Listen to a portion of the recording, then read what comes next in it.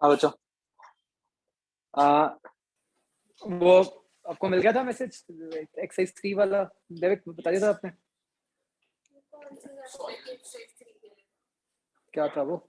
Solids का था शायद, कि सॉलिड्स की 3 है, अभी मत करना कि मतलब एक बार मैं उसमें से करा दूंगा कुछ क्वेश्चन। वो कब डिस्कस करनी थी हमें? आज? कल है। चलो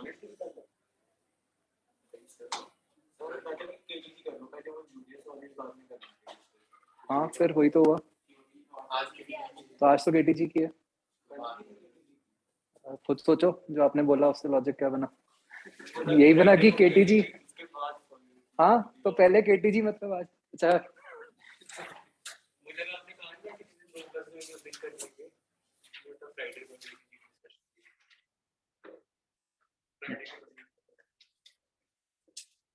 अच्छा, एक आपके जो संडे टेस्ट है उसमें क्या आ रहा है फिजिक्स में?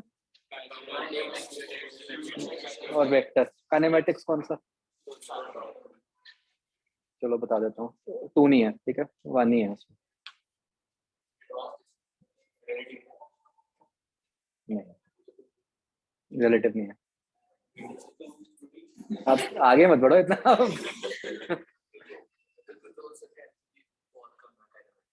हाँ, क्या पैटर्न भी पता चलता क्या कहीं इसका? अच्छा चलो बताओ क्या खबर है। हाँ।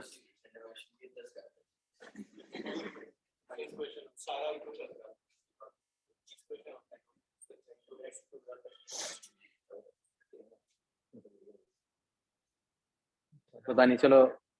बट चलो, इतना मैं आपको बता रहा हूँ कि रिलेटिव वगैरह नहीं है, काइनेमैटिक्स की वेटेज बहुत कम है। तो ऑब्वियसली यूनिट डायमेंशन वेक्टर्स का तो जो भी होगा।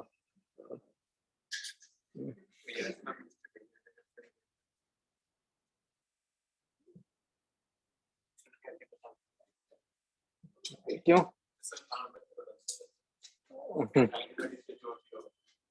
2 पे? इससे अगले में क्या है?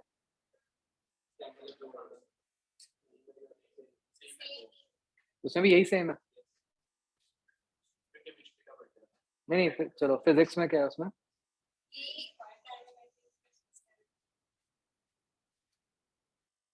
चलो मैं चेक करके आपको बता दूंगा, मेरे ख्याल से उसमें फिर काइनेमेटिक्स 2 वाला पोर्शन ज्यादा होएगा।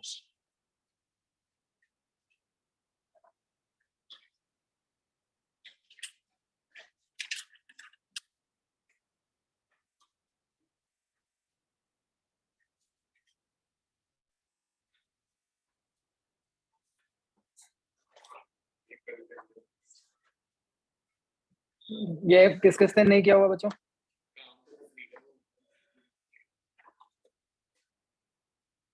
किया तो है, बस ठीक है, फिर तो देख के आइडिया लग जाएगा आपको।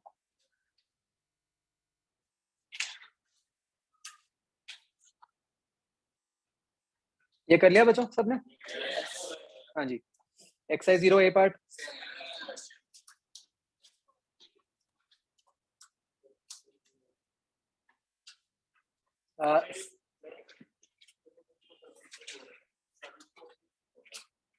सेवेंथ। हाँ, मैं वही कहने लगा था एक्चुअली ना, यहाँ पे क्या ऐसा लिखा हुआ है? ये हीटेड कूल्ड की जगह ये लिखा होना चाहिए कि उसका टेम्परेचर बढ़ रहा है या कम हो रहा है। Is it? ये भी नहीं लिखा?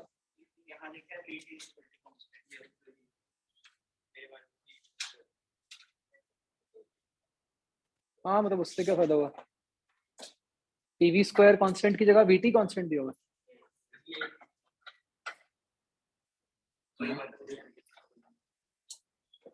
तो एक ही बात बन गई। आपके में वो दिया हुआ है,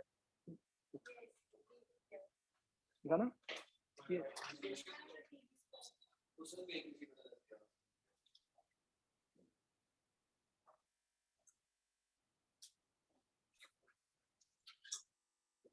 मेरे पास ये करेक्शन भी नहीं मार्क, चलो एनीवेज कोई फर्क नहीं पड़ा।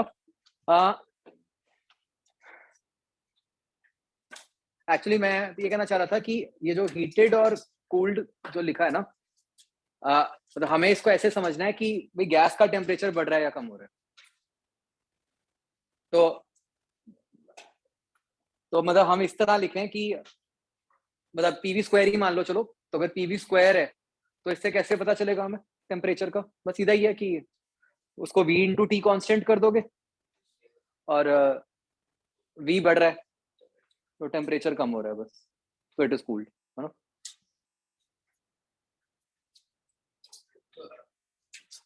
इसको पीवी स्क्वायर की जगह v इंटू टी कॉन्स्टेंट कर दो और यहाँ से एक्सपैंड लिखा हुआ है तो वॉल्यूम बढ़ रहा है, तो मतलब टेम्परेचर कम हो रहा है। हाँ हाँ,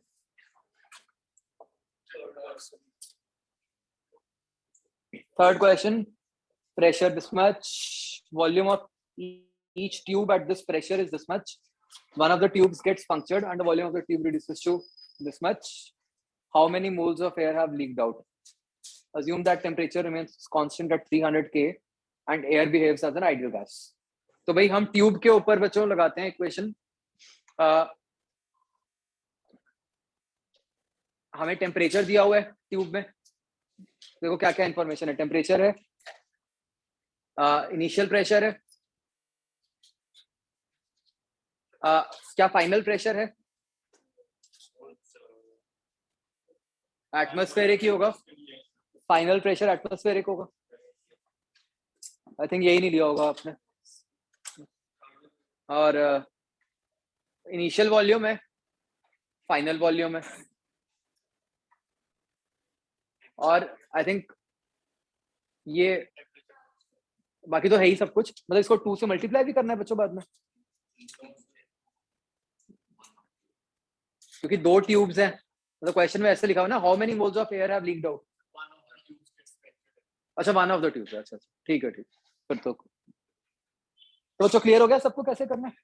इनिशियल सारी इन्फो है, फाइनल इन्फो है, बस नंबर ऑफ मोल्स निकालने। और कोई क्वेश्चन? डन।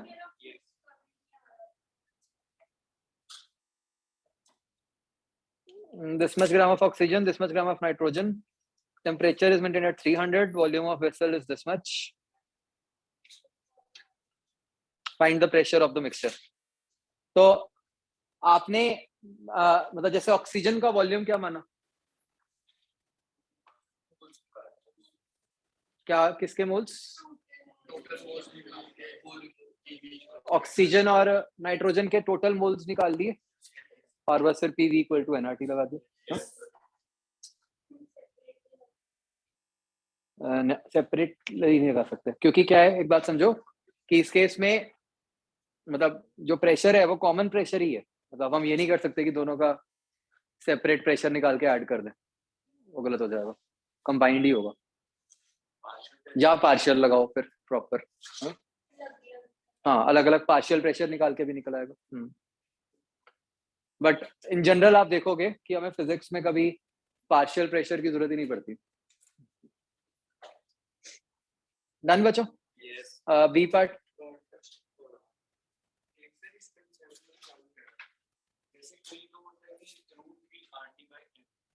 हाँ,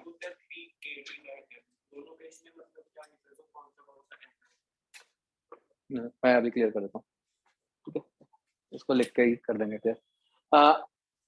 थर्ड क्वेश्चन, आरएमएस है, प्रेशर है, absolute temperature is doubled and pressure is half, can find the RMS speed. तो प्रेशर से तो कोई फर्क ही नहीं पड़ता, सिर्फ टेम्परेचर डबल किया तो वो √2 टाइम्स हो जाएगा बस, है ना, √3 RT/m।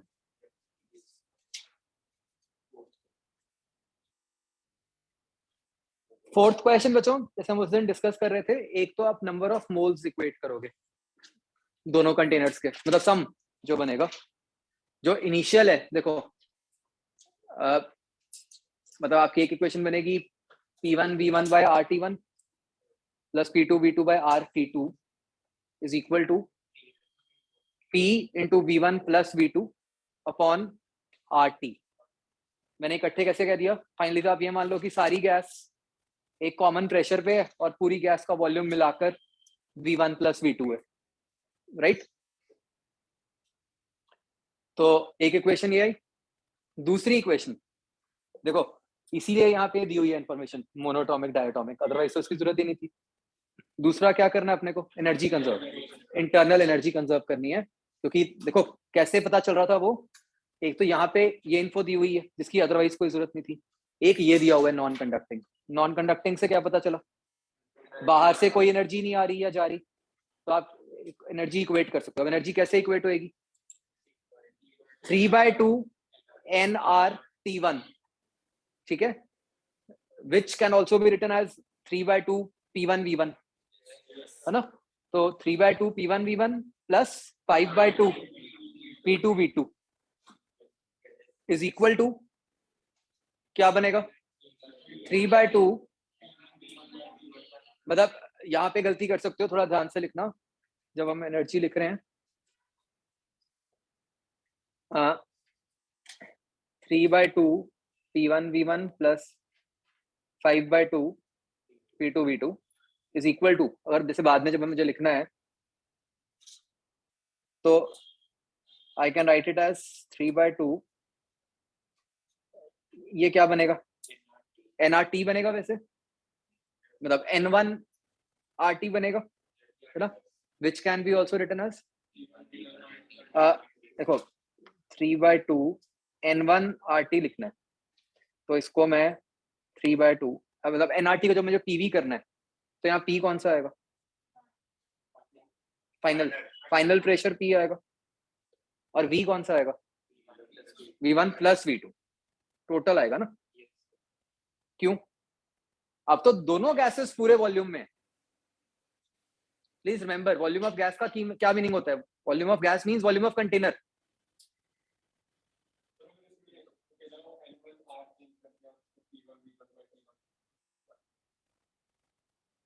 हाँ हाँ, मतलब चाहे टी में कन्वर्ट कर दो तो भी ठीक है, बट मैं आपको बता रहा हूँ कि अगर पीवी में लिखना है तो यहाँ पे वी ऐसे लिखा जाएगा, क्योंकि आप सोचो बाद में जो मोनोटॉमिक गैस है वो तो पूरे V1 और V2 वॉल्यूम में मिला के है ना, तो मतलब ये 3/2 P V1 plus V2 plus 5/2 P V1 plus V2 ऐसे बनेगी इक्वेशन। या तो ऐसे बना लो या टेम्परेचर में कन्वर्ट कर दो,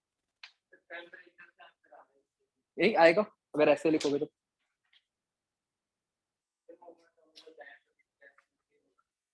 क्या, नहीं नहीं कुछ नहीं, वो मोनोटॉमिक मोनो ही रहेगी, डायटोमिक डाई रहेगी। मोनोटॉमिक का F/2 nRT।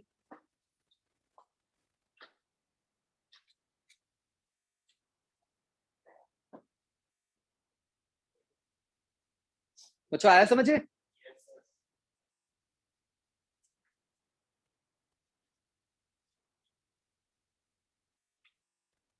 प्लीज इसको कर लेना है, बहुत इंपॉर्टेंट क्वेश्चन है।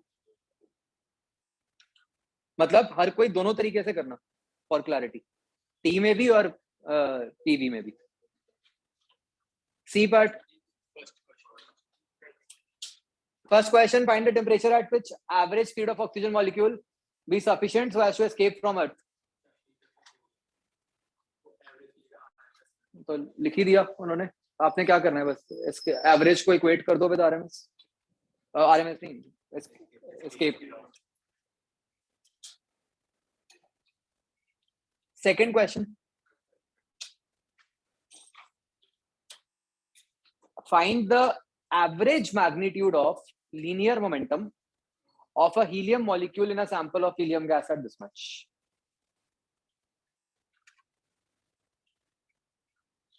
क्या करोगे, average magnitude of linear momentum, मतलब आपको लीनियर मोमेंटम की एवरेज वैल्यू निकालनी है।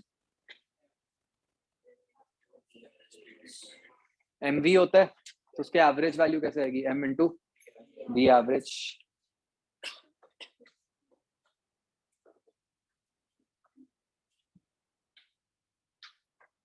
डन, आगे।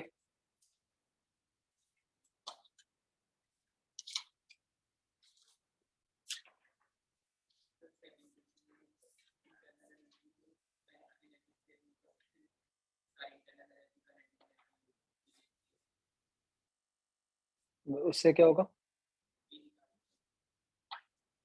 उससे तो आरएमएस आएगा, काइनेटिक एनर्जी में तो आरएमएस आता है ना, हमें अभी एवरेज चाहिए।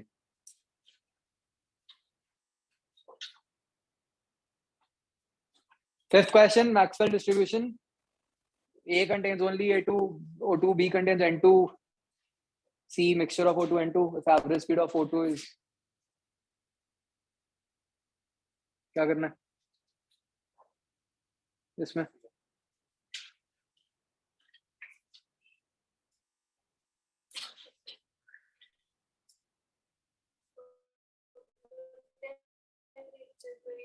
तो टेम्परेचर पे डिपेंड करती है, फर्क ही नहीं पड़ रहा। तो मतलब एवरेज स्पीड टेम्परेचर पे एंड और किस पे करती है? मास पे भी करती है ना? तो कैसे लिखोगे आप? ये दिया हुआ है कि हाँ दिया हुआ है ना, equal quantities of O2 and N2। इसमें बस थोड़ी सी जो कंफ्यूजन हो सकती है वो ये है कि जब हम कह रहे हैं इक्वल क्वांटिटीज, उसका क्या मतलब है? इक्वल मास या equal moles? It should be clear. क्या किससे आता है आंसर? मतलब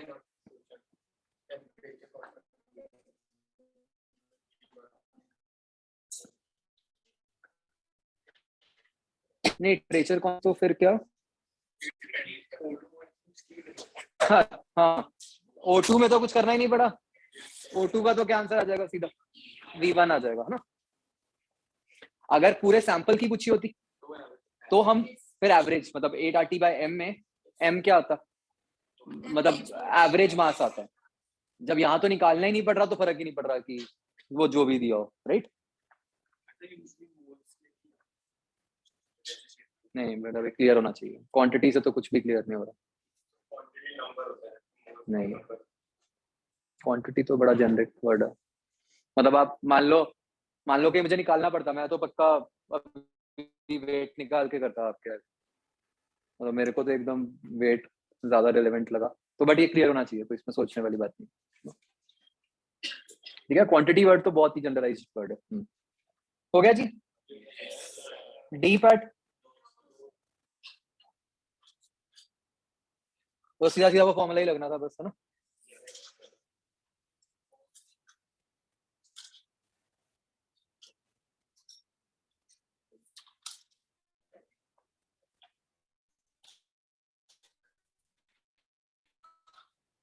बच्चों बहुत तरह कुल पुराने किसी भी पार्ट से, है ना? तो मतलब ये तो आप स्टैंड अलोन हमने अच्छा करना ही करना है। ए पार्ट जो भी है क्लियर करो, पूछो। जैसे बोल्ट्जमैन कांस्टेंट। अच्छा, आपको पता है क्या होता है Boltzmann constant? R by N है ना, तो उस फॉर्म में बस कन्वर्ट कर दो कि क्या बनता है। जैसे अगर मैं यहाँ पे इसको लिख देता हूँ R by Na into T, ठीक है जी। तो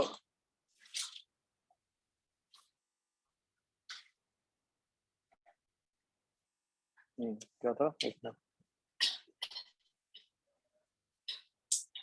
मतलब पीवी क्या बन गया? nRT upon KT, R by Na into T. ये क्या बन गया? N into Na, number of moles into Avogadro number, number of molecules. Clear? आगे बताओ। जो कोई भी कह रहे थे थ्योरी वाला पूछो मेरे से, है ना? छोड़ना नहीं कुछ।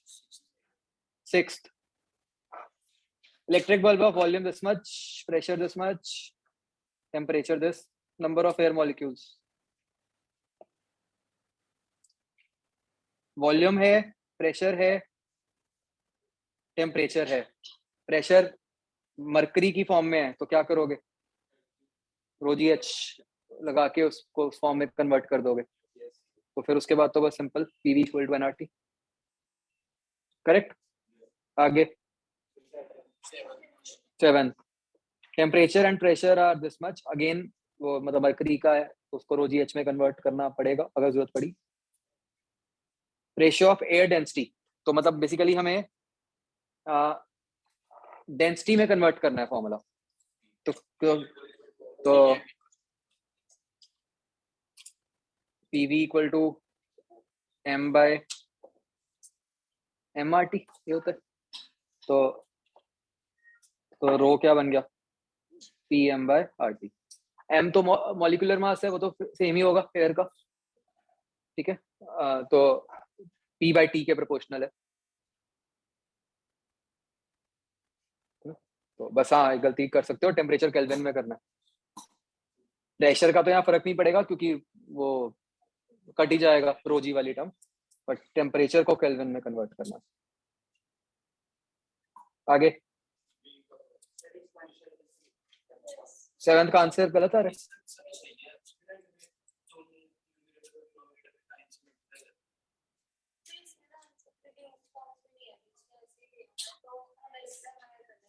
वो रेशो तो वही है, तो भी गलत है।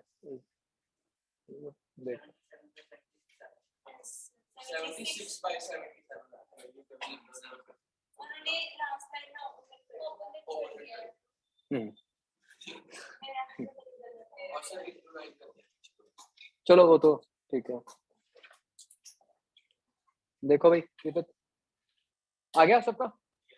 चलो आगे पहले ए में बताओ, हो गए सारे। B first, assumptions of kinetic theory. All the molecules of a gas are identical. Gas molecules are just like rigid balls. All gases are perfect gases. Duration of molecular collision is negligible.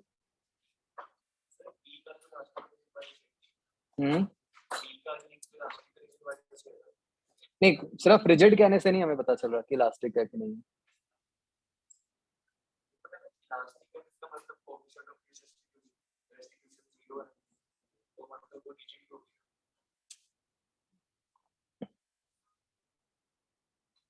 Rigid में भी actually ऐसा होता है, perfectly rigid होता है।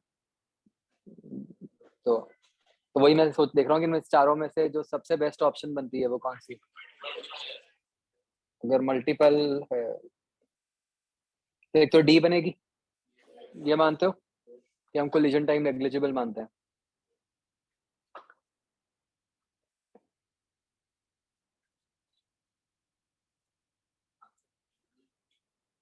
ए तो चलो आ ही गया अभी, वो भी हम एक तरह मानते ही हैं, मतलब कि सबका शेप साइज सेम है, शेप साइज मास भी हर तरीके से सेम है।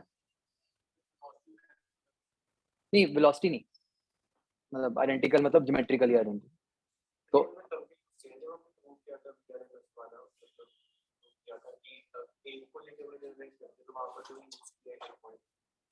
हाँ वही चीज ना, कि हम ये मान रहे हैं कि इससे फर्क नहीं पड़ रहा कि कौन से वाले मॉलिक्यूल्स हिट कर रहे हैं कंटेनर को, वो तो प्रेशर तो हमेशा सेम ही रह रहा है ना, तो मॉलिक्यूल्स तो अलग अलग टाइम पे अलग अलग हिट कर रहे होंगे। इसका मतलब सारे मॉलिक्यूल्स का मतलब मास, ज्योमेट्री सब कुछ सेम है। तो ए भी बनता है। बी जो है मतलब वही है कि अगर रिजिड को आप मानते हो कि इलास्टिक तो भी यूज होता है, अदरवाइज तो बी का कोई काम नहीं है। और लाइक रिजिड बॉल्स, मतलब हाँ, मतलब बॉल लिखना तो रादर गलत ही है।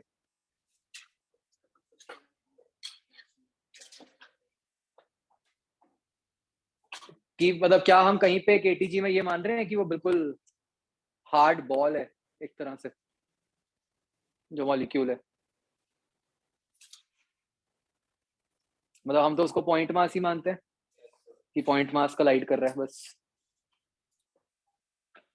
B is a little ambiguous, A और डी तो पक्का हो ही गया।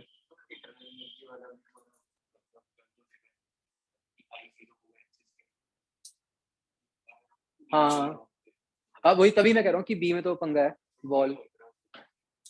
तो वही मैं कह रहा हूँ ना, एम्बिगुअस है, बॉल को में भी वो ऐसे मान रहे हैं कि छोटी बॉल है, तो वो कुछ भी हो सकता है। तो इसको मतलब चेंज ही कर दो, मतलब ऐसे लिख लो कि कोलिजन्स आर इलास्टिक या कुछ।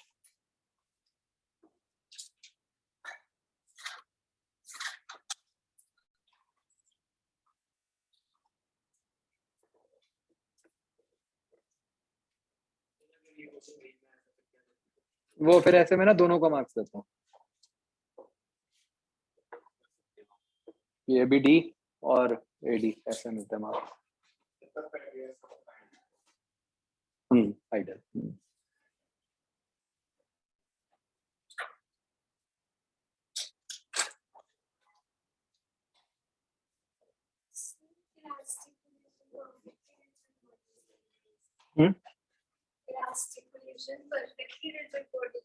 नहीं, लिंक नहीं, दो अलग चीजें हैं।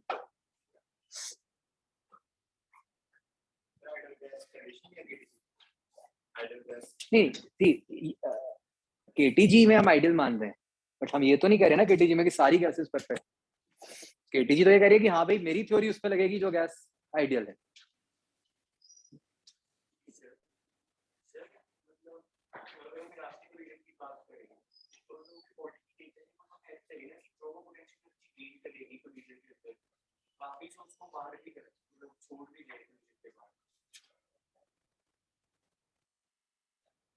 नहीं, सिर्फ ये नहीं कह रहा ना, इलास्टिक में तो ये जरूरी है कि सारी एनर्जी बाद में काइनेटिक में भी कन्वर्ट हो।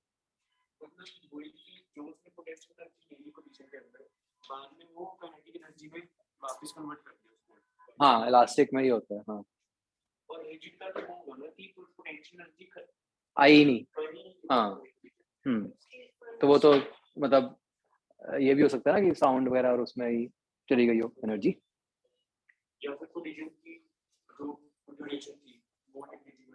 वो तो चलो होती ही है।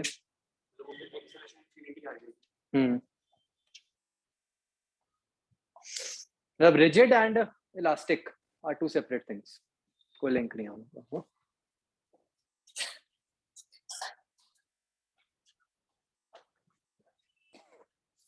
सेकंड हो गया, आगे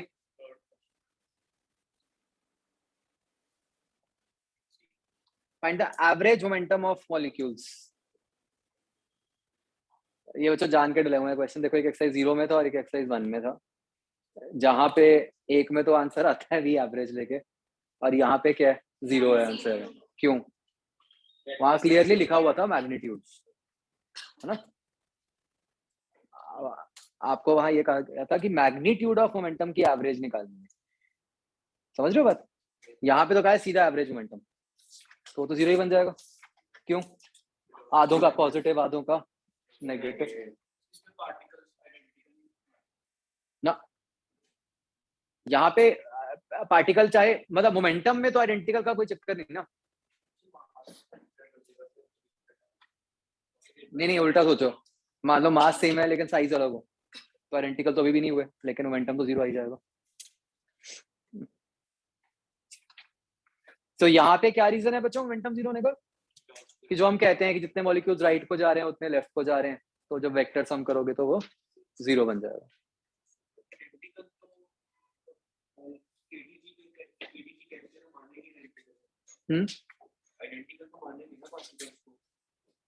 हाँ हाँ, नहीं, मैं तो ये कह रहा था कि इसका आंसर 0 का तो आइडेंटिकल से कोई लिंक नहीं है। हाँ, केटीजी में तो पोस्टुलेट है ही आइडेंटिकल का।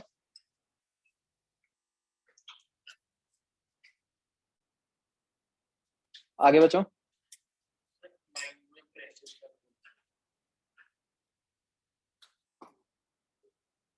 कोई रोल नहीं है। आरएमएस तो टेम्परेचर पे डिपेंड, कंफ्यूज करने का रोल है।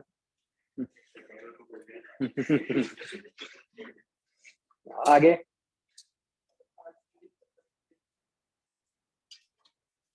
पार्ट डी में। हाँ, बोलो कहाँ पे?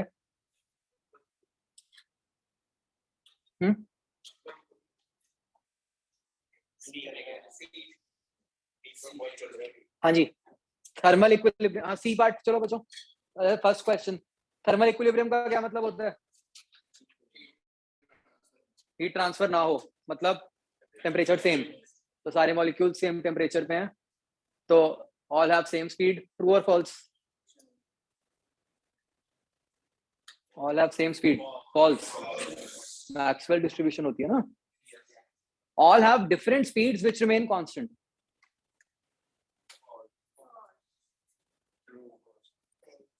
डी स्टेटमेंट कह रही है कि स्पीड तो सबकी मतलब डिफरेंट है, लेकिन वो जो स्पीड है वो कांस्टेंट रहती है। False. Why?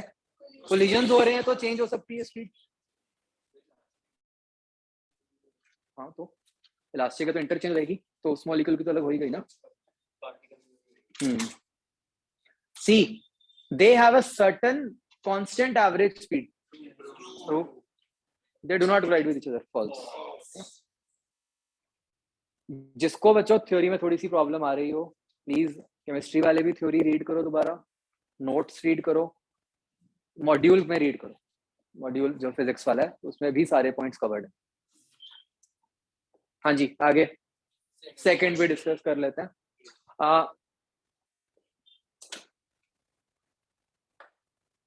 Consider a collision of oxygen molecule and hydrogen molecule, room temperature, which of the following are possible? तो बेसिकली तो एक तरह से आपका एक लाइट पार्टिकल और हैवी पार्टिकल का कोलिजन हो रहा है ना। which of the following are possible? Kinetic energies of both increase, energy produce थोड़ी हो जाएगी, दोनों की तो नहीं बढ़ सकती। बी, दोनों की कम हो जाए, क्यों? कहाँ लिखा है इलास्टिक? कहाँ लिखा है केटीजी? ये तो एक जनरल कोलिजन की बात हो रही है ना, यहाँ तो कहीं नहीं लिखा।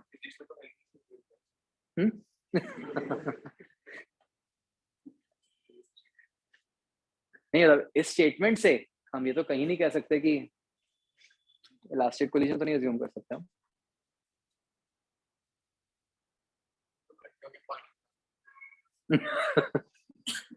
उसकी तो कोई स्पेसिफिक कंडीशन होती है ना। हाँ, तो मतलब क्या बी पॉसिबल है बच्चों? है, बिल्कुल पॉसिबल है। आंसर ए दिया होगा।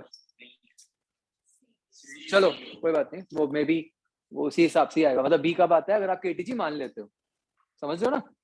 अगर तुम केटीजी अज्यूम करते हैं तो, और ये क्वेश्चन में कहीं नहीं लिखा हुआ। नहीं नहीं नहीं, ऐसे नहीं होता। अगर फिजिक्स में भी आए तो स्टिल आप ये नहीं जस्टिफाई कर सकते ये कह के कि सर ने केटीजी में कहा था कि आइडियली है।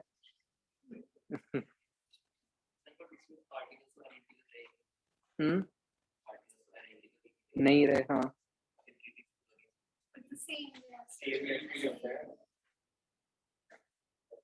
हाँ, वो तो कोई चक्कर नहीं है, वो तो सेम गैस के आइडेंटिकल होने चाहिए।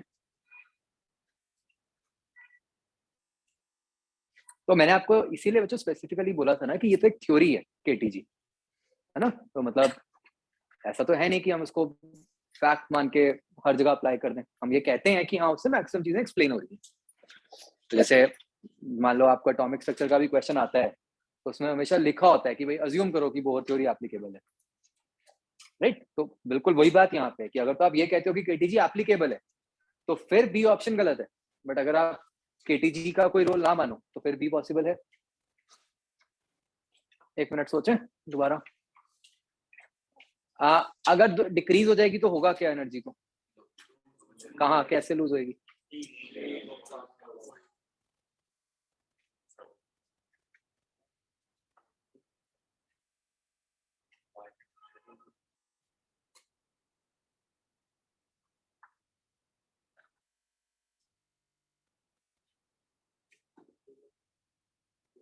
चलो अभी के लिए हीट बोल लो, आगे 12th में क्लियर हो जाएगा।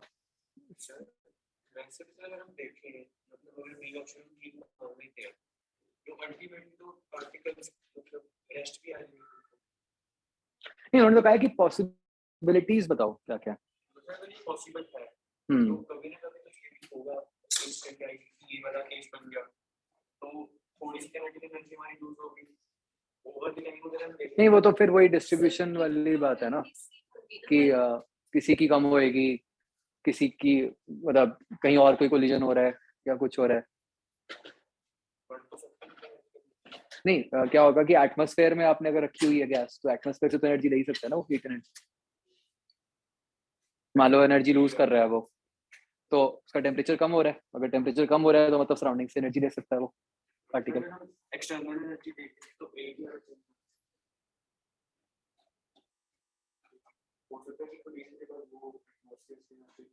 नहीं, हम तो कोलिजन पे कह रहे हैं कि ड्यूरिंग द कोलिजन क्या हुआ।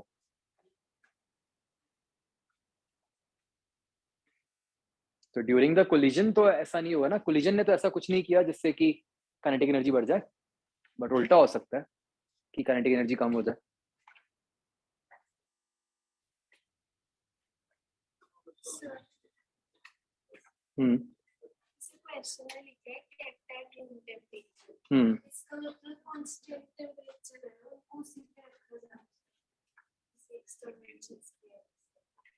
हाँ, ये बेटर वो बनता है कि क्योंकि लिखा है केप्ट एट रूम टेम्परेचर, तो इससे हम ये कह सकते हैं कि अगर टेम्परेचर कांस्टेंट है तो उससे क्लियर हो रहा है कि एनर्जी लूज नहीं हो रही है ना।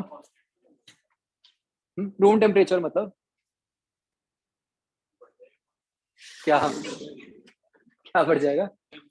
नहीं ऐसे जब टेम्परेचर प्रेशर जब ये होते हैं तो तुम यही मानते हैं कि वही सेम रहते हैं, तो यस ये बेटर एक्सप्लेनेशन है इस चीज की। तो बी आएगा कि नहीं आएगा बच्चों? नहीं आएगा।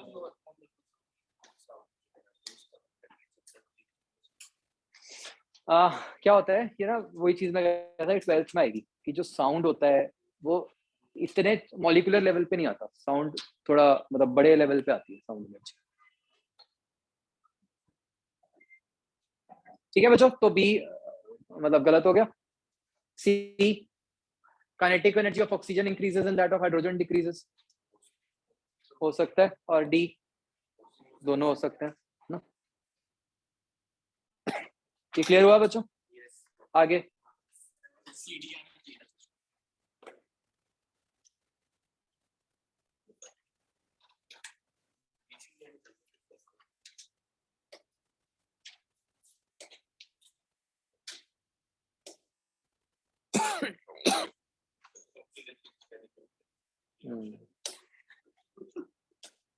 तो हाँ सी डी दोनों ही होंगे, क्या कुछ और दिया हुआ है?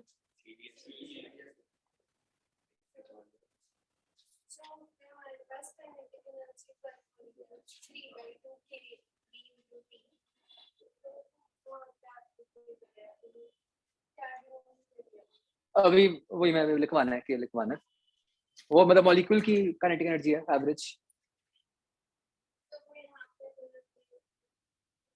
नहीं यहाँ नहीं रह सकता, वो तो एवरेज होती है,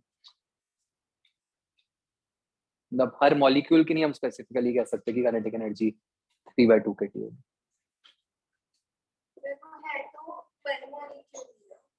नहीं वो वाली बात है कि मतलब मान लो मैंने क्लास का एवरेज स्कोर निकाल लिया, दैट डज नॉट मीन कि हर बच्चे का वही स्कोर है, हर बच्चे का तो अलग अलग स्कोर है ना।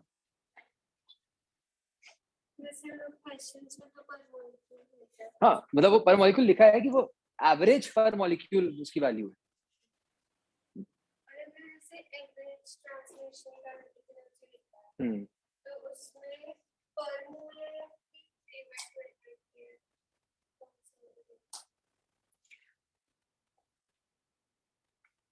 नहीं वो तो सिंपल जो हम निकालते हैं वही होगी, पर मॉलिक्यूल मतलब लिखा होना चाहिए अगर निकालनी है।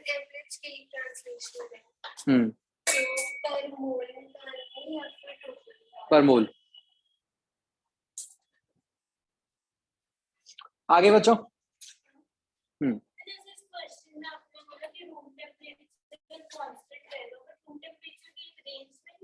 नहीं जैसे हम नॉर्मली जैसे आप केमिस्ट्री में भी जब आप करते हो भाई एसटीपी है या एनटीपी है वो फिक्स टेम्परेचर ही मानते हैं ना इस तरह से। आगे बच्चों।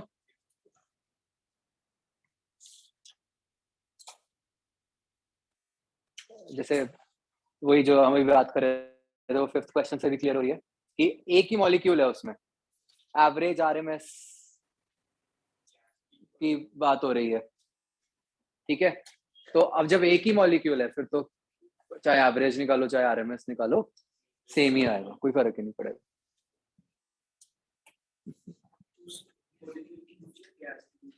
मतलब आपको ये कहा है कि गैस की बट उस गैस में मॉलिक्यूल एक ही है,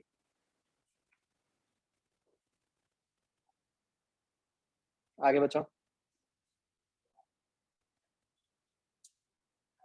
डन बच्चों। डी पार्ट,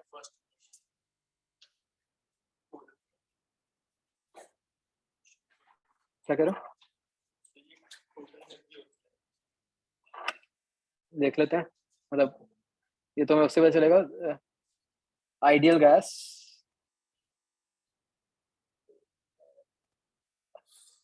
मतलब 3/2 पीवी लिखा ना। 3/2 पीवी क्या है, एक तरह से ये F/2 RT बन गया। ये किसके लिए है, ये F/2 RT तो मतलब दो चीजें हैं, या तो मोनोटॉमिक की हम कहते, बट यहाँ क्वेश्चन में या ऑप्शन में मोनोटॉमिक तो कुछ है नहीं। ऑप्शंस में क्या है, ट्रांसलेशनल या रोटेशनल, इन टर्म्स में बात हो रही है। तो यस, हमें पता है कि ट्रांसलेशनल वाली जो होती है वो कितनी होती है, 3/2, है ना। चाहे मोनो हो, चाहे डाया हो, चाहे कोई भी हो, ट्रांसलेशनल तो 3/2 ही होगी। आप जो एवरेज कह रहे थे वो शायद इसी में ही कह रहे हो गए ना, क्योंकि इसमें हमने इसीलिए एन नहीं लिखा, क्योंकि हम पर मोल बता रहे हैं एक तरह से।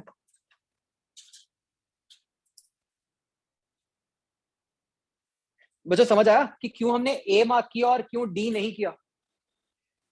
डी कब होता,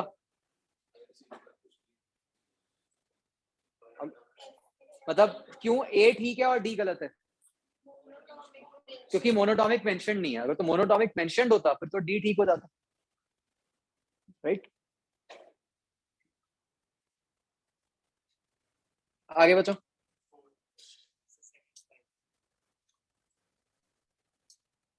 second, which is the following quantity is same for all ideal gases at same temperature. Temperature same है, kinetic energy of 1 mole वो तो अलग अलग होएगी, मोनोटॉमिक डायटोमिक सबकी अलग, राइट। तो ए नहीं आ सकता। B option, kinetic energy of 1 gram, same वही पंगा, मोनो डाया, तो ये भी सेम नहीं आएगी। C option, number of molecules in 1 mole, ये तो हमेशा ही सेम है। D, number of molecules in 1 gram, वो तो डिपेंड करेगा। तो इसका आंसर सिर्फ सी आएगा बच्चों। यही दिया कि कुछ आगे, या फोर्थ में देख लेते हैं।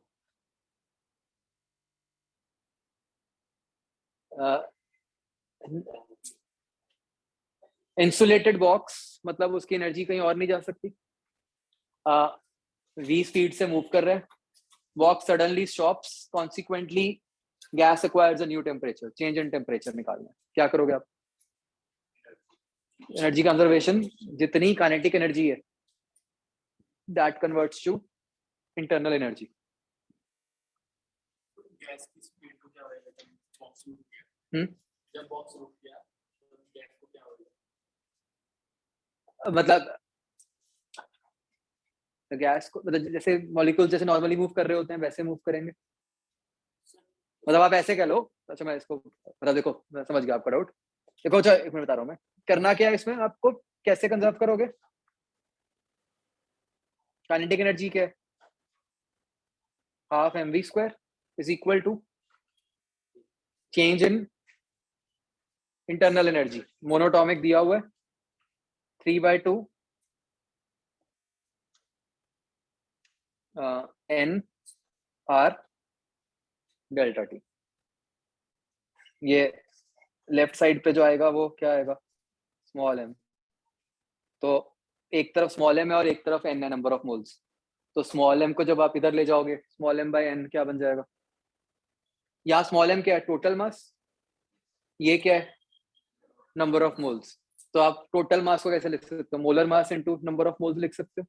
तो nn कट जाएगा, तो क्या बच जाएगा, सिर्फ मोलर मास बच जाएगा। ठीक है, तो उससे आप रीअरेंज करके डेल्टा टी निकाल सकते हो। ठीक है, अब डाउट ये होगा कि एग्जैक्टली हो क्या रहा है, मतलब गैस के मॉलिक्यूल्स की जो स्पीड है उसको क्या हो। ठीक है, इसको बच्चों हम ऐसे पुट करते हैं। सबसे पहले 1 मिनट के लिए ऐसे मान लो कि जो कंटेनर है वो रेस्ट पे है, जैसे नॉर्मल हम कोई भी केस लेते हैं। तो देखो कहने को हम ये कह रहे हैं कि container is at rest, but हमें ये भी पता है कि उसके अंदर जो मॉलिक्यूल्स हैं वो मूव कर रहे हैं, वही मैक्सवेल डिस्ट्रीब्यूशन जो है, समझ रहे हो बात? ठीक है, तो वो मतलब वो जो मैक्सवेल डिस्ट्रीब्यूशन से जो वेलोसिटीज आ रही हैं उसको हम क्या कहते हैं, एक तरह से थर्मल वेलोसिटीज ना, टेम्परेचर डिपेंडेंट वेलोसिटीज हैं वो सारी। अब जब हम कह रहे हैं कि container is moving with molecule v, speed v, इसका क्या मतलब हुआ? सारे मॉलिक्यूल्स के पास, अब एक तरह से आप ऐसे कह लो कि दो टाइप की एनर्जीज हैं। कौन सी? एक तो काइनेटिक आ गई, हर मॉलिक्यूल के पास additionally half mv² kinetic energy आ गई, और जो थर्मल थी वो तो पहले से ही है, राइट? अब जब आपने उस कंटेनर को रोक दिया तो क्या हुआ? वो जो काइनेटिक एनर्जी थी उसकी हाफ mv², वो किस में कन्वर्ट हो गई? फिर से थर्मल में ही कन्वर्ट हो गई। तो वो हमने इक्वेशन बनाई है कि half mv² is equal to 3/2।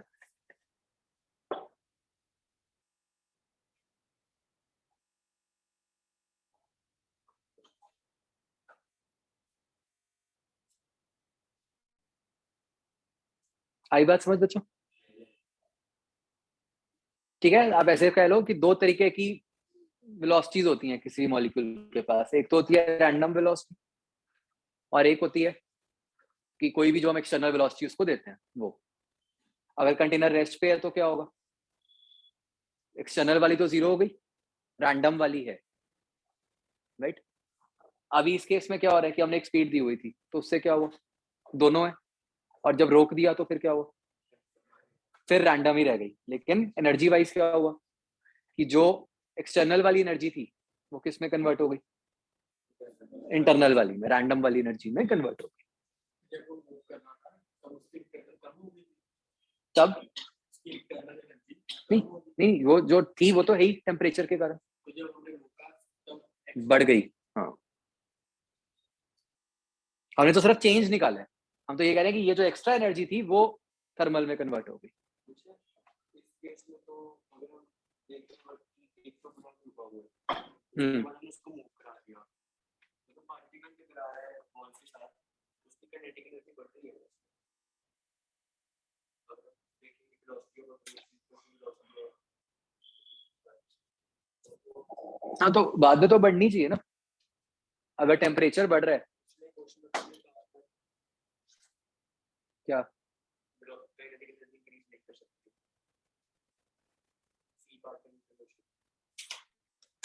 ये क्लियर हो गया बच्चों क्वेश्चन? सी पार्ट में कहाँ कह रहे हो हमने कहा था?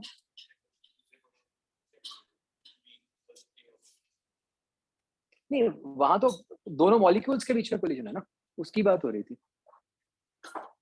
यहाँ पे जो आप इंक्रीज कर रहे हो वो तो एक सिंगल मॉलिक्यूल का कह रहे हो, और वो भी क्यों आ रहा है? क्योंकि एक्सटर्नल ने उसको एनर्जी दे दी। यहाँ पे तो आपस का कोलिजन है, तो जो एनर्जी ट्रांसफर होनी है वो तो आपस में होनी है। उधर उसको एनर्जी कौन दे रहा है? जो मतलब एक्सटर्नल स्पीड थी वो दे रही है।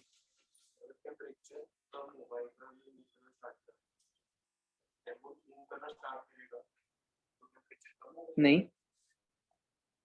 अगर बच्चों मान लो एक बॉक्स पहले रेस्ट पे है और आपने उसको मूव करवाना शुरू किया तो क्या टेम्परेचर कम होगा? नहीं, तब तो आपने एक्स्ट्रा एनर्जी दी है ना मूव करवाने के लिए। बॉक्स रेस्ट पे है, मॉलिक्यूल्स के पास कौन सी एनर्जी है? थर्मल एनर्जी बोल देते हैं।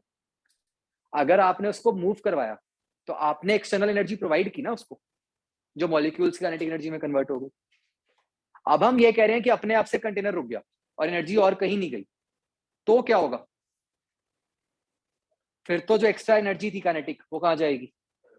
फिर थर्मल में जाएगी ना। फिर एनर्जी तो कंजर्व रहेगी। अच्छा, हो गया? समझ आ गया? आगे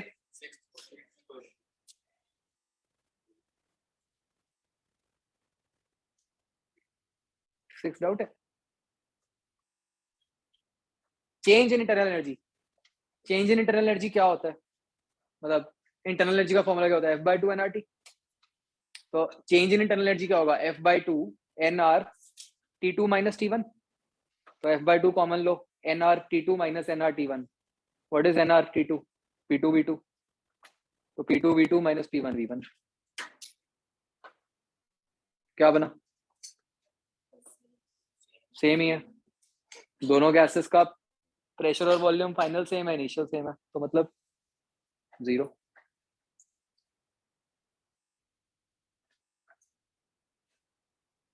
ठीक है, जान के ग्राफ की फॉर्म में दे दिया, इससे तो फर्क ही नहीं पड़ रहा ना आपको, इस बात से तो फर्क ही नहीं पड़ रहा आपको, तो सिर्फ इनिशियल और फाइनल वैल्यू पे डिपेंड कर रही है एनर्जी पे. Clear to all? आगे बचो. फिफ्थ,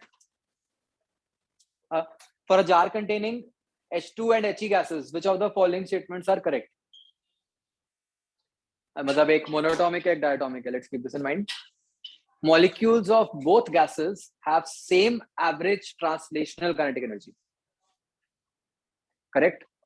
Translational क्या होती है? 3/2 nRT. तो सेम ही है.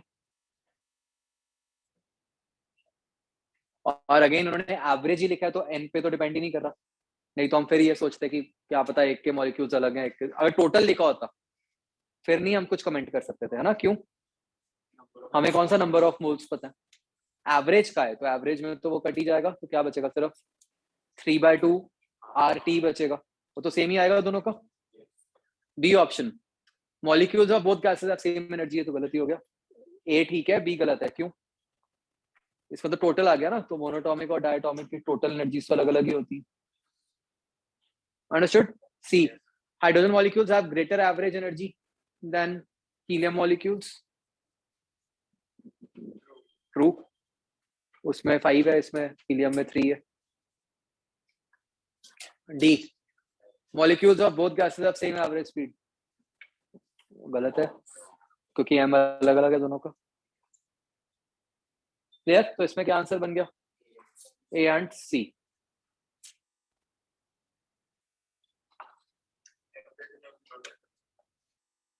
Total energy upon number of moles, मतलब you are talking about average energy per मोल.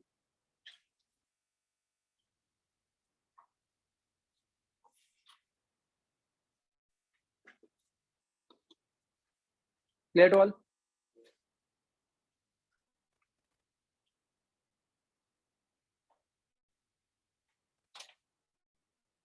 आगे बचो.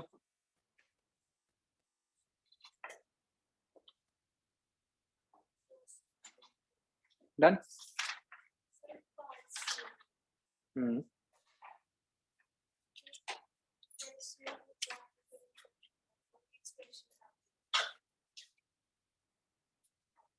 Fourth, average momentum of a molecule in a sample of ideal gas.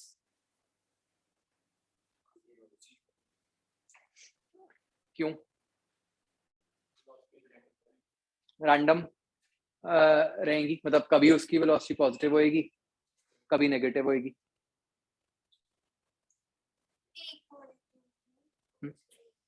एक मॉलिक्यूल जैसे मूव कर रहा है, तो मतलब किसी इंस्टेंट पे उसकी वेलोसिटी राइट को होएगी, दूसरे इंस्टेंट पे उसकी वेलोसिटी लेफ्ट को होएगी. नहीं, एवरेज का है ना. एवरेज का मतलब तो है कि बहुत लॉन्ग ड्यूरेशन के लिए आपने देखा कि आपने, मतलब ऐसे सोचो कि आप उसकी, मतलब आप 1 घंटे तक उसकी लगातार फोटोज खींचते रहे, बहुत सारी. ठीक है, तो हर फोटो में जो उसकी वेलोसिटी आई, उन सारी फोटोज, उन सारी मतलब मोमेंटम जो बने, सबका सम कर दिया, उसको टाइम से डिवाइड कर दिया, या नंबर ऑफ फोटोज से डिवाइड कर दिया, तो उसमें क्या होगा? बहुत सारी फोटोज में वो राइट को जाता हुआ आएगा. एंड अगर आपने सफिशिएंट टाइम के लिए किया है, तो उतनी ही फोटोज में वो लेफ्ट को जाता हुआ भी आएगा. Isn't it? तो क्या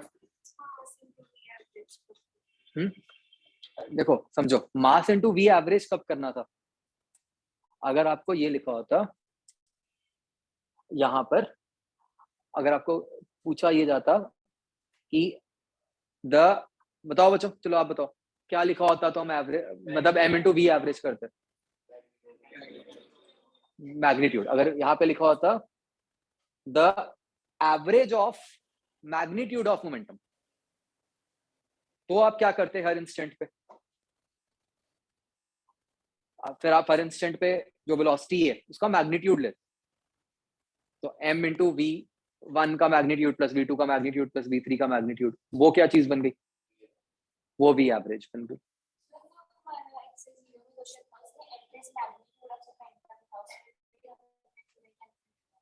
उसी में तो हमने v एवरेज लगाया था, है ना? मतलब magnitude word is very important, क्योंकि अगर हम सीधा एवरेज ले लेंगे तो क्या होगा? तो जीरो ही आएगा ना।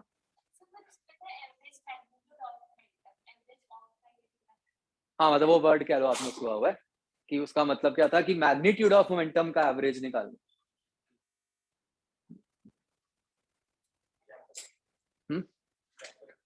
मतलब आइडियली ऐसा समझना है, average of magnitude of momentum, उसमें लिखा है, ऑफ नहीं लिखा, मतलब बेसिकली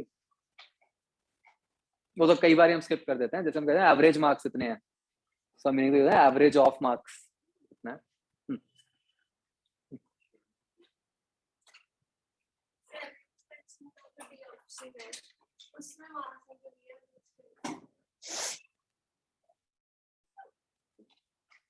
हाँ बच्चों बताओ, 7th का deep part, average magnitude of momentum,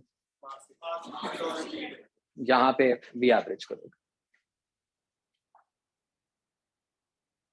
अगर ऐसे लिखा होता मैग्नीट्यूड ऑफ एवरेज मोमेंटम तो जीरो होगा।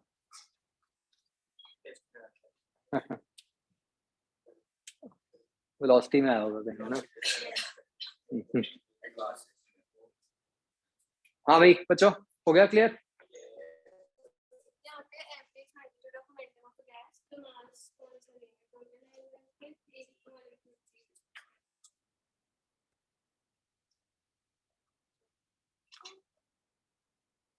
फिर बोलो, मैं समझा नहीं। यही अगर ये मतलब चलो बच्चे वैल्यू निकालनी हो तो यहाँ पे मास कौन सा आएगा?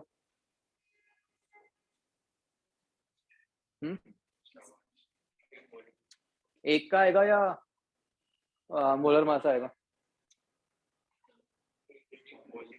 सी जब भी कोई कंफ्यूजन हो इसमें क्या लिख के देख लो, एवरेज वैल्यू कैसे लोगे आप बताओ मुझे? m इंटू v1 का magnitude plus m into v2 का मैग्नीट्यूड प्लस ऑन कर दोगे, ऐसे ही निकलेगा ना मोमेंटम, अपॉन जितने भी नंबर ऑफ मॉलिक्यूल्स हैं, m कॉमन आ गया, v1 का मैग्नीट्यूड प्लस v2 का मैग्नीट्यूड अपॉन n, ये क्या चीज है? v average. तो ये क्या बन गया? m इंटू v एवरेज, यहाँ पे m क्या है? Single molecule.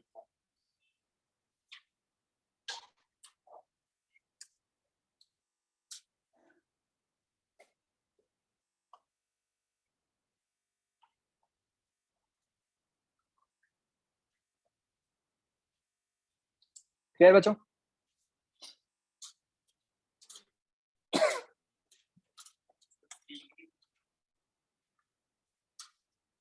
मैं 3 जान के नहीं कर रहा, मैं अभी दोबारा एक बार करो आज, ठीक है?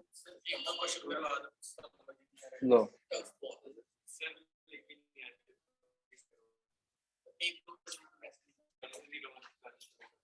कोई नहीं, मैं बस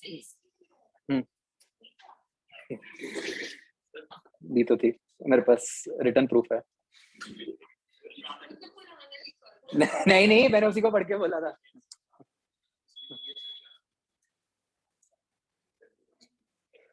किसने की है? चलो मैं सिर्फ एक बार देख लूं क्या है उसमें, और मैं कोई हिंट्स कोई देने वाले हैं वो आपको दे दूंगा।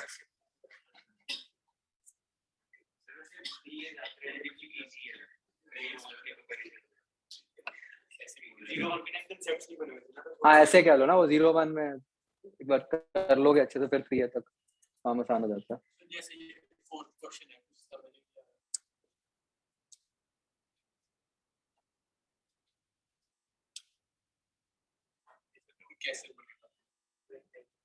चलो मैं समझा देता हूँ फोर्थ, और बताओ कुछ है? कुछ नहीं बताइए तो आसान है।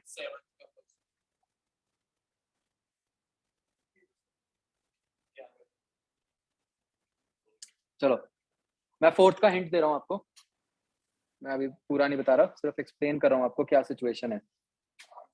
Tube closed eight one and,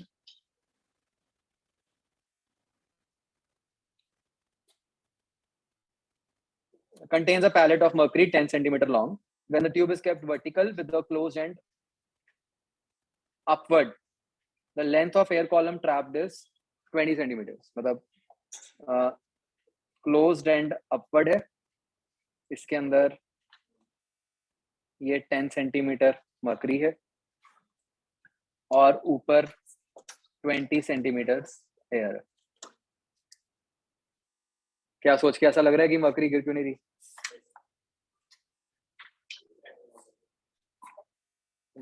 वही आपको करना है सॉल्व कि भाई मर्करी नहीं गिर रही. ऐसा कैसे पॉसिबल होगा कि अगर इसके इस पॉइंट पे जो प्रेशर है वो कितना हो, एटमॉस्फेरिक ही हो अगर, तो इसका मतलब उस पर कोई वेट नहीं पड़ रहा. ठीक है ना? तो अब आपको क्या है सेकेंड पार्ट में, length of air column trapped when tube is inverted so that closed end comes down. अब ये सिचुएशन हो गई, ये तो 10 है, अब ये x निकालना है. करेक्ट? देखो अच्छा ध्यान से देखो, लेफ्ट साइड पे प्रेशर की इक्वेशन क्या बनेगी? आपको इसका प्रेशर नहीं पता, ठीक है, इसको P मान लो. ठीक है, P plus rho mercury G10 should be equal to rho mercury G75. मतलब P नॉट जो है वो 75 दिया हुआ है, तो रो मर्करी G75. एक इक्वेशन ये बन गई, उससे क्या इसका प्रेशर निकला? ठीक है, अब यहाँ आ जाओ, यहाँ पे क्या इक्वेशन बनेगी? Rho G75 plus rho G10 is equal to ये वाली एयर का प्रेशर. फिर से निकल आया इस एयर का प्रेशर. ठीक है जी, यहाँ पे लेंथ नहीं पता आपको, बट आपको ये कहा है कि अज्यूम टेम्परेचर रिमेन्स कांस्टेंट, तो क्या करना? P1 V1 equal to P2 V2. तो यहाँ का प्रेशर इंटू यहाँ का वॉल्यूम, वॉल्यूम क्या बन गया? कोई भी एरिया A इंटू 20 बन गया यहाँ पे, वहां पे A इंटू एक्स बन गया, तो बस A कट जाएगा, x निकल आएगा. होगा, हाँ पक्का होगा.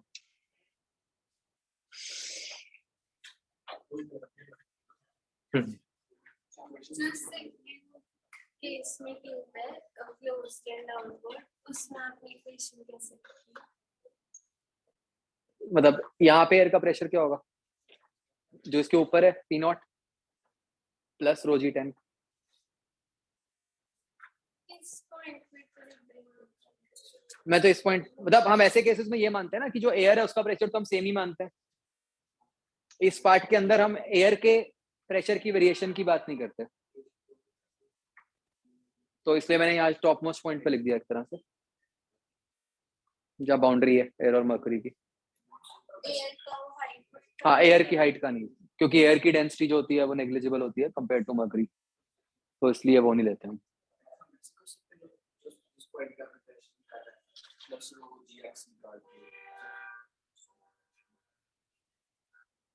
फिर बोलो जिस पॉइंट पे यहाँ पे, हाँ वो मतलब वही कह रहा हूँ मैं कि रो एयर GX होगा ना उसमें, तो रो एयर नेग्लिजिबल होता है, तो इसलिए हम यही मान लेते हैं. आपने देखा होगा कि कहीं पर भी जब गैस का प्रेशर होता है हम उसको पूरे में सेम ही मान लेते हैं, क्योंकि उसकी जो वेरिएशन होती है वो नेग्लिजिबल होती है.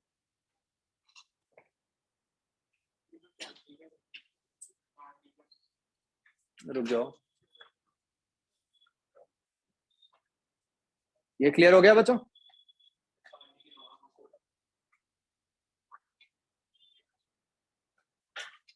तो ये काफी क्वेश्चंस में बच्चों, इसमें बता रहा हूँ आपको मैं 3A में ये वाला PV कांस्टेंट वाला कंसेप्ट यूज होगा.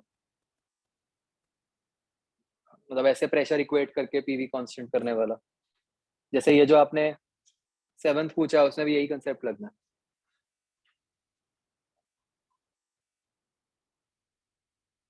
ठीक है जी? नहीं 7th में तो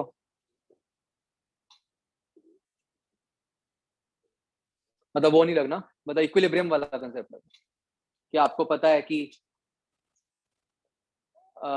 मतलब यहाँ पे जो है इसका प्रेशर क्या होगा,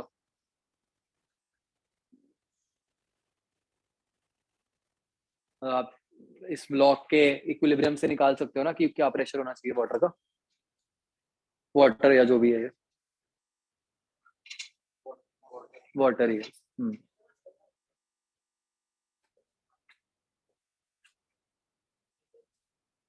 नहीं नहीं, ये वाटर नहीं है, इस पूरे को किसी और वाटर बाथ में डाला है, यहाँ तो एयर ही है। इसके ऊपर तो वो लगाना पड़ेगा पीवी कांस्टेंट। बच्चा आया समझ? और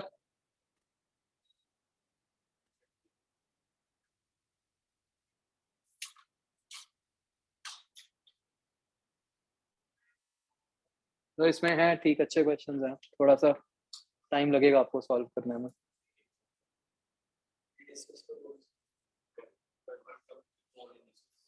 ए पार्ट कर लेते हैं कल डिस्कस।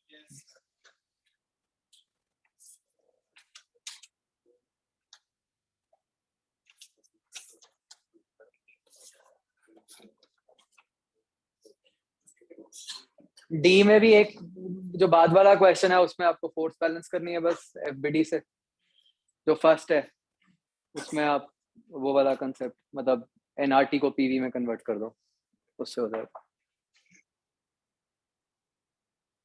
राइट?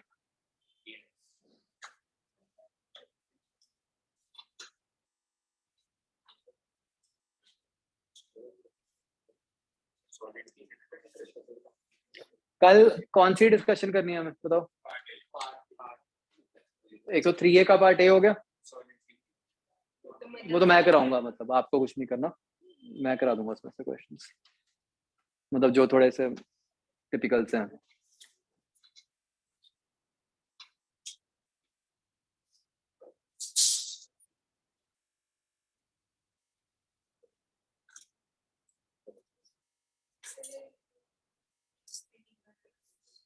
कौन सा? सरफेस टेंशन वाला वो हुआ?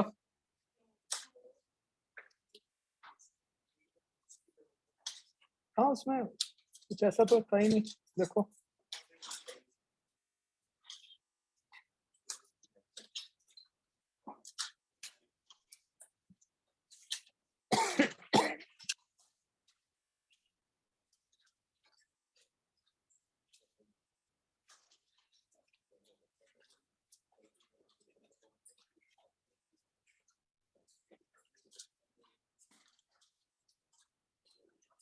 ये देखो बच्चों ऐसे बन जाएगा ना इसमें, ये वो ऊपर वाला पार्ट है जो ट्यूब के अंदर है, उस लिक्विड का खुद का mg नीचे, उसके बेस पे प्रेशर क्या है पी नॉट, तो उस पे ऊपर को फोर्स लगेगी पी नॉट है, उसके ऊपर भी प्रेशर पी नॉट है तो नीचे को फोर्स लगेगी पी नॉट है, और उस पे साइड से सरफेस टेंशन फोर्स लगेगी, जैसे हम पहले भी करे थे हमने इतने सारे क्वेश्चंस, वो रिंग वाला और डिस्क वाला और वो सब, जो पूरी बाउंड्री बनेगी ऊपर उस पे सरफेस टेंशन की फोर्स लगेगी ना।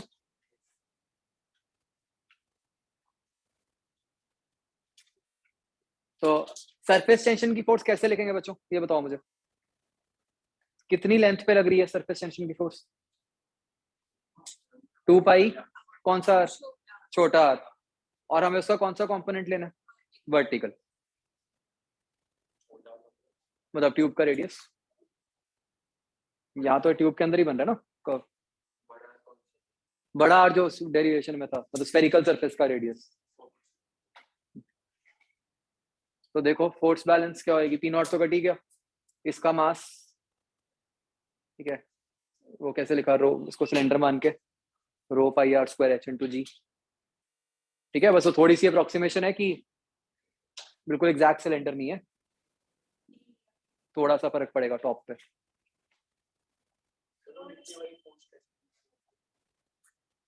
ये पी नॉट है, इसको नीचे वाले लिक्विड से अलग कर दो, तो नीचे वाला लिक्विड प्रेशर पी नॉट पे ही है, जो उसके बेस पे लिक्विड है yes sir. वो तो पी नॉट प्रेशर पे ही है ना।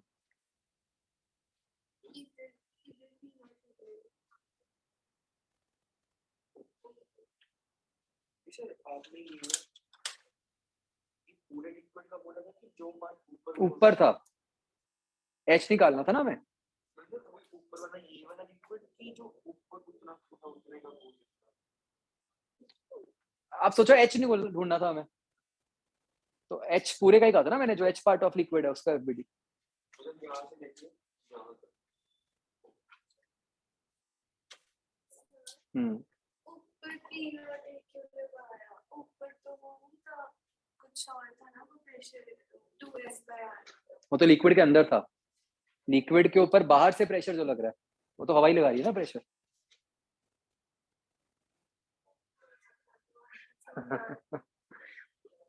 देखो दो अलग अप्रोचेस हैं।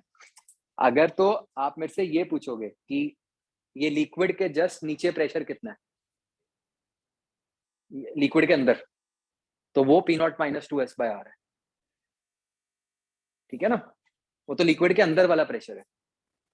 यहाँ पे हम क्या लिख रहे हैं कि इस लिक्विड के ऊपर बाहर से कौन सी फोर्सेस लग रही है, इस लिक्विड के बाहर क्या प्रेशर है, पी नॉट। वो तो हमने उस फिगर में भी लिक्विड के बाहर तो पी नॉट ही लिखा था, इसलिए इसको पी नॉट इंटू ए कर दिया। मतलब फोर्स तो एक्सटर्नल प्रेशर लगाएगा ना, इंटरनल प्रेशर तो नहीं लगाएगा। मतलब जब हम बबल से बाहर आकर उसकी सरफेस पे आता है तो एक्सेस प्रेशर जो है वो खत्म हो जाएगा तो उसको सब्ट्रैक्ट कर देते हैं पी नॉट ए से। पी नॉट ए तो फोर्स है 2s बाय, P0 में से वो एक्सेस प्रेशर माइनस कर देते हैं जब हम बबल से बाहर निकल के सरफेस पे आते हैं। मतलब इस फिगर के हिसाब से आप कैसे कह रहे हो, नीचे से ऊपर या ऊपर से नीचे। ऊपर से नीचे जब हम हाँ। आ रहे हैं, तो जब हम बबल से बाहर निकलेंगे और सरफेस पे आएंगे लिक्विड के अंदर मतलब जो बिल्कुल लिमिटिंग वाला केस है हाँ तो एक्सेस प्रेशर लगना बंद हो जाएगा। बबल से सरफेस पर बाहर मतलब हम तो बस ये कह सकते हैं कि ये जो कर्व्ड सरफेस है, कर्व्ड सरफेस के जस्ट ऊपर जो प्रेशर है वो एयर है, तो वो प्रेशर पी नॉट है। उस P0 में एक्सेस प्रेशर भी है ना। हाँ हाँ और नीचे जब हम अंदर चले गए तो P0 में से वो खत्म हो गया। हाँ हाँ बबल से बाहर आ यस यस। हाँ भाई बच्चों क्या हुआ पीछे का।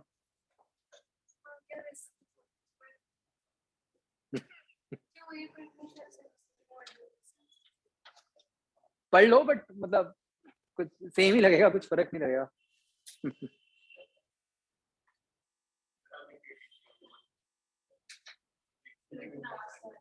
ग्राफ वाला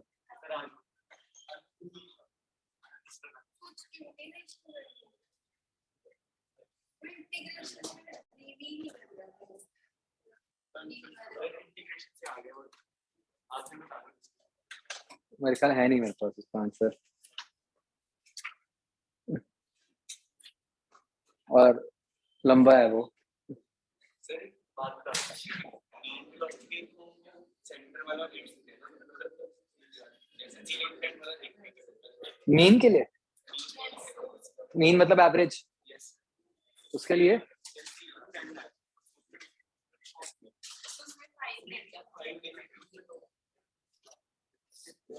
उतने पार्ट की 5 ले सकते हो। हाँ बट उससे फायदा क्या होगा।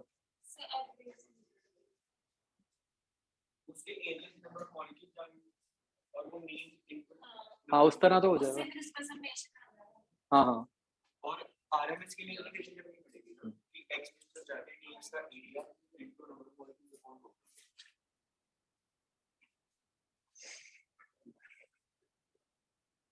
तो अच्छा आप देख रहे हो कि इस तरीके से वही सेम आंसर बन गया यहाँ पे फाइट का 2s cos theta by rho g are.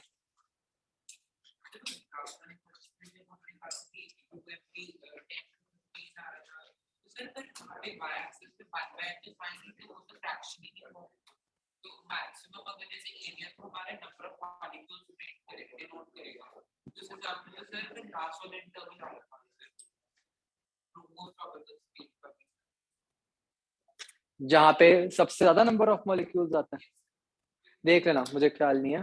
कर लो ट्राई बच्चों, फिर करेंगे डिस्कस।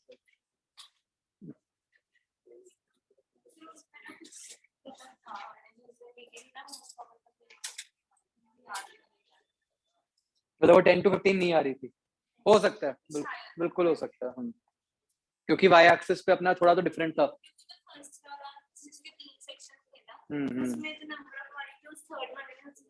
अच्छा अच्छा, हो सकता है, बिल्कुल ठीक है। नहीं बिल्कुल हो सकता है कि मुझे ये याद रह गया हो कि हाँ रेंज थी, अब कौन सी रेंज में भी फिर वो दूसरी आ रही होगी, बिल्कुल। हाँ वो लिखा देता हूँ मैं आपको।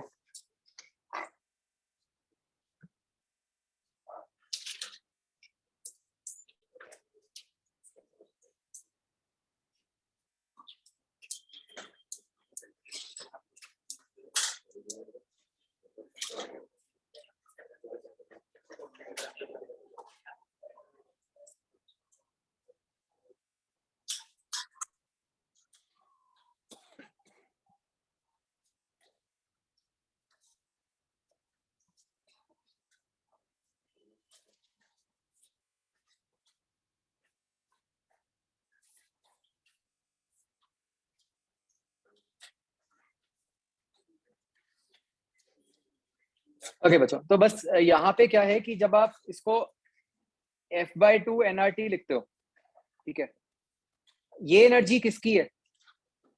टोटल एनर्जी है ना। अगर मैं लिखना चाहूं एवरेज एनर्जी ऑफ मॉलिक्यूल,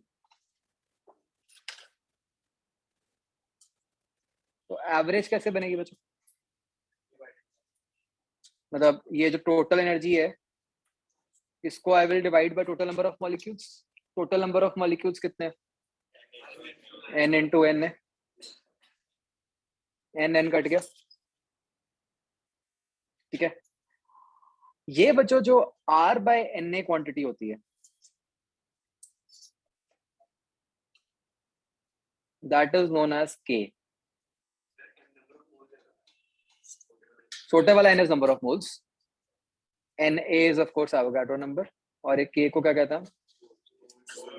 अच्छा वोल्ट।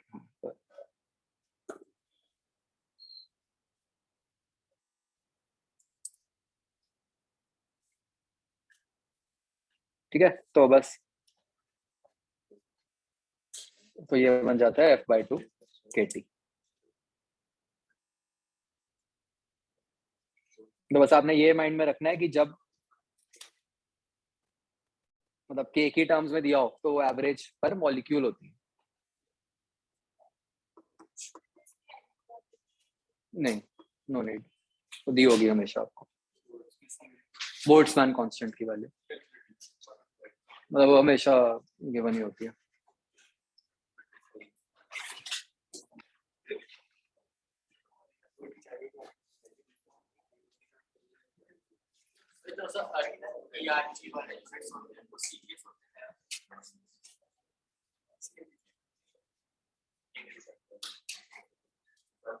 एक बच्चों आर के साथ ध्यान रखना है ना, आप केमिस्ट्री में आर की बहुत सारी वैल्यूज लिखते हो अलग अलग सिनेरियोज में।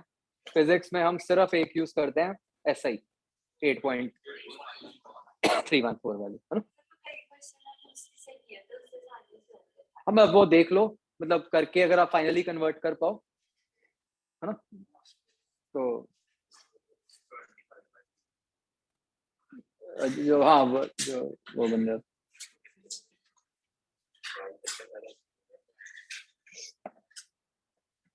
ठीक है, अभी फिर मैं अभी आगे नहीं पढ़ा रहा बच्चों, फिर वैसे तो टाइम भी हो गया, बट अभी आई थिंक आपको थोड़ा सा कंसोलिडेट करने के लिए टाइम चाहिए। करो दोबारा करो क्वेश्चन, है ना, जितने भी इसमें थे वो करो। 3A करो। 3A में क्या होगा ना, बेसिकली वो सारे मतलब आइडियल गैस के साथ वो प्रेशर वाला कंसेप्ट मिक्स होगा बार बार, वेरिएशन ऑफ प्रेशर वाला, सरफेस टेंशन नहीं आएगा, सिर्फ आइडियल प्रेशर आएगा, ठीक है।